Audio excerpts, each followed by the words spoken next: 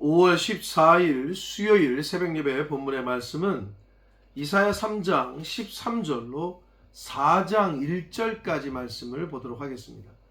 이사야 3장 13절로 4장 1절까지 말씀을 통해서 수요일에 주시는 하나님의 은혜를 함께 나누도록 하겠습니다. 자, 요즘 우리는 계속해서 이사야서의 말씀을 통해서 함께 교훈을 받고 있습니다. 매일매일 조금씩 10절에서는 또는 많게는 20절, 적게는 10절 이하로 그렇게 매일매일 묵상을 합니다. 여러분, 서두에 이사야서를 시작하면서 말씀을 드렸습니다. 이사야서는 66장으로 되어 있고 전체 66장 중에서 66 하면 성경의 권수잖아요. 여러분 아시겠지만 구약은 몇 권이라고요? 39, 27, 39권이고 신약은 27권이라고 그랬죠. 이사야서의 말씀 1장부터 39장까지는 심판에 대한 내용이 주를 이루어요. 심판에 대한 내용, 이스라엘 백성들을 왜 심판하시는지, 무엇 때문에 심판받는지, 그런 것들, 심판에 대한 내용. 그런데 40장부터 마지막 66장까지 27장은 회복과 구원에 대해서 메시아를 통한, 예수 그리스도를 통한 구원과 회복에 대한 메시지를 또 하십니다. 그래서 우리는 지금 이제 이사야서를 시작한 지 얼마 안 됐고 3장에 와 있어요. 계속해서 심판과 그들이 당할, 이스라엘 백성들이 당할 심판에 대해서, 또 왜 심판받을 수밖에 없었는지에 대해서 계속해서 말씀을 해 주시는 그런 그 과정에 지금 있습니다.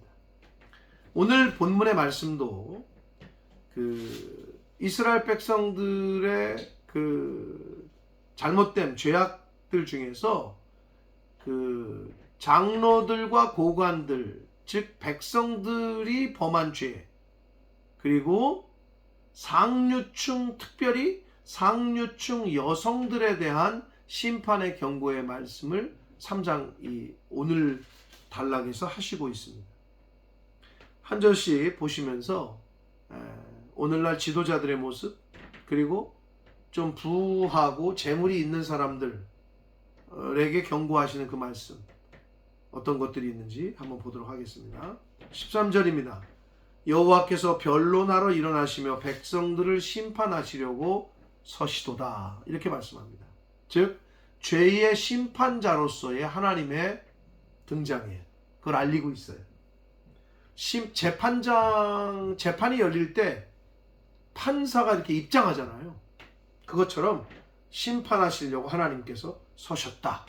여호와의 심판자로서의 하나님의 등장을 알립니다. 14절 15절에서 장로들과 고관들의 그 죄악상, 가난하고 힘없는 일방 백성들을 아주 그냥 악랄하게 있는 것들을 빼앗고 수탈하고 박해했던 것들에 대한 말씀을 책망을 하시는데, 14절 여호와께서 자기 백성들의 장로들과 그리고 고관들을 신문하러 오시리니 포도원을 삼킨 자는 너희다. 여기서 포도원은 비유적인 건데요, 상징적이고 유다 백성, 일반 백성들을 말합니다. 가난한 자에게 탈취한 물건이 너희 집에 있다. 지금 힘있고 돈 있고 지위가 있었던 장로들과 고관들에 대해서 이렇게 책망을 하십니다. 그러시면서 15절 어찌하여 너희가 내 백성을 짓밟으며 가난한 자의 얼굴에 맷돌질을 하느냐. 이거는 굉장히 또 비유적인데요.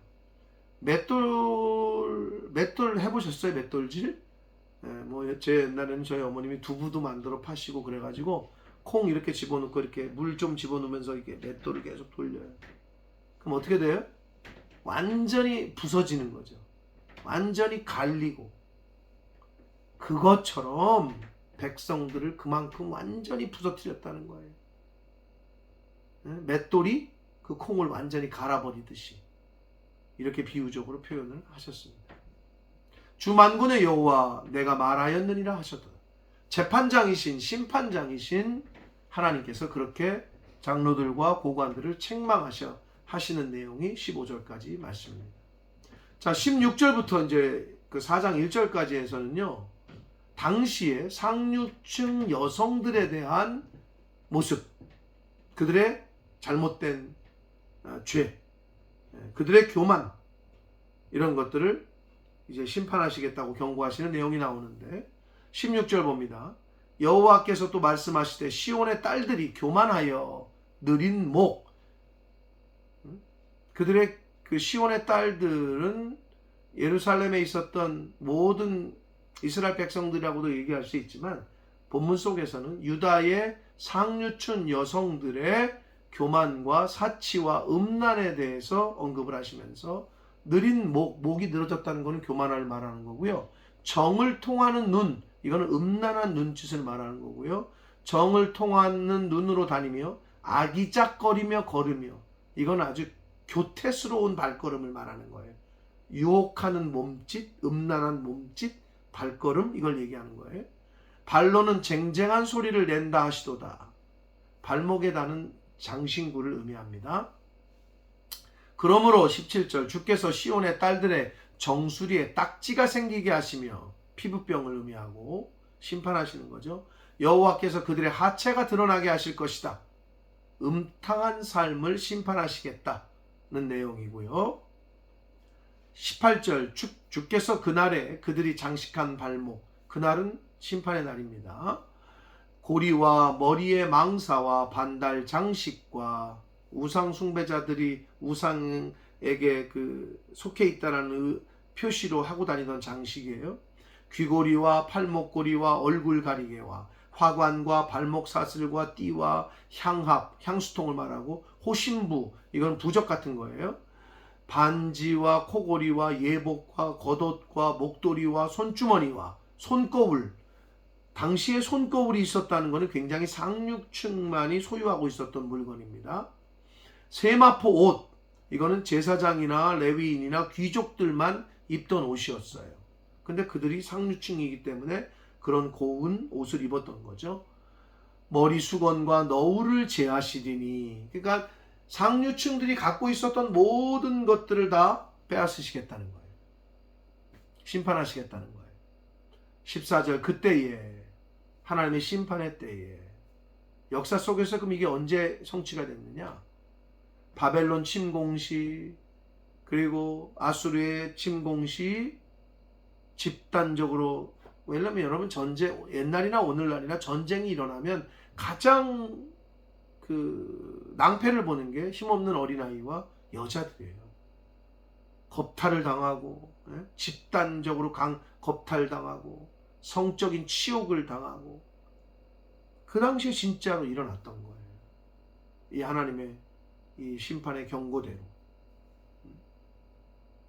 그래서 그때에, 하나님의 심판의 때에 썩은 냄새가 향기를 대신하고, 노끈이 띠를 대신하고, 대머리가 숱한 머리털을 대신하고, 굵은 베옷이 화려한 옷을 대신하고, 수치스러운 흔적이 아름다움을 대신할 것이며, 너희의 장정은 칼에, 너희의 용사는 전란에 망할 것이며, 그 모든 남자가 죽는다는 거죠. 그 성문은 슬퍼하며 곡할 것이요, 시온은, 예루살렘은 황폐하여 땅에 앉으리라. 집이 모두 부서져 가지고 집 안에 앉은 사람이 없고 땅에 앉을 거라는 거예요. 여러분, 이렇게 단장하고 교만하고 아주 치장하고 다녔던 여자들이 전쟁 때에, 바벨론과 아수르의 침략 때에 다 그렇게 겁탈을 당하고 다 빼앗기게 될 것이다. 이러한 경고의 말씀을 하셨습니다. 사랑하는 성도 여러분, 우리의 마음, 우리의 심령을 하나님의 의로 단장하지 않으면 마지막 날에 수치와 절망의 옷을 입게 될 것입니다. 빛나고 고운 세마포는 성도들의 착한 행실이라. 빛나고 고운 세마포를 마지막 날에 입는 게 아니라, 빛난 흰 옷을 입는 게 아니라, 예수 그리스도로 옷 입지 않으면 심판의 날에 수치와 절망의 옷을 입게 될 것입니다. 사랑하는 성도 여러분, 그러므로 외모가 아니라 영모, 내면을 꾸미려고 애쓰고 노력하는 저와 여러분이 되셔야 될 줄 믿습니다. 마지막 4장 1절은 굉장히 중요한데요. 그날에 7여자가, 7이라는 숫자는 많은 여자 또는 모든 여자, 7은 완전수이기 때문에 그렇습니다. 한 남자를 붙잡고 말하기를 우리가 우리 떡을 먹으며 우리 옷을 입으리니 다만 당신의 이름으로 우리를 부르게 하여 우리가 수치를 면하게 하라 하리라. 이거는 그 당시의 그 문화적인 배경을 모르면 이해가 안 되는데요. 당시의 여자들은 뭐 오늘날도 좀 비슷합니다만 좀 많이 바뀌었습니다만은 당시 여자들은 결혼하잖아요. 그러면 옷이나 의식주를 남자에게서 제공받을 수 있는 합법적인 방법이 결혼인 거예요. 결혼하면 남자는 아내를, 여자를 먹이고 입히고 다 해줘야 돼. 의식주를 제공해 주는 거죠. 근데 지금 그날에 하나님의 심판을 당하면 여자들이 뭐라고 그러냐? 야, 우리가 입을 거, 우리가 먹을 거, 우리가 알아서 구할게. 근데 왜냐하면 남자들이 다 죽었으니까. 7여자가 한 남자를 붙잡고 이렇게 한다는 거는요, 당시에는 결혼을 못하고 아이를 못 낳으면 저주받은 걸로 생각했고 굉장히 수치스러웠단 말이에요. 근데 결혼할 남자가 있어야지. 전쟁통에 다 죽었으니까. 그러니까 남자가 귀했고 그 남자를 통해서 자신들의 수치를 면해 보려고. 그리고 여기서는 다만 당신의 이름으로 우리를 부르게 해달라 이거잖아요. 우리나라는 안 그렇습니다만은 영국도 마찬가지고 결혼하면 여자는 남자의 성을 따라요. 그래서 당신의 이름으로 우리를 부르게 해달라는 거는 결혼해달라는 거예요. 근데 모든 여자가 남자들이 없으니까 7여자가 한 남자를 붙잡고 애원하는 거예요. 이런 환경, 이런 상황이 펼쳐질 것이다 라고 경고의 말씀을 해 주시고 있습니다. 그래서 그 남편 성을 따라가잖아요. 네? 제임스, 미숙 이렇게 남편 성이 따라간단 말이에요. 영국에서는 결혼하면. 네. 그것처럼 이 당시에 당신의 이름으로 우리를 부르게 해달라. 결혼해달라. 그래서 수치를 면하게 해달라. 이렇게 말하게 될 거라는 거예요. 그런 일이 벌어질 거라는 거예요. 벌어졌어요? 벌어졌어요. 바벨론 침공 시에, 아수르 침략 시에. 사랑하는 성도 여러분, 말세의 하나님의 심판의 때에는 우리가 빛나고 고운 세마포를 덧입어야 될 줄 믿습니다.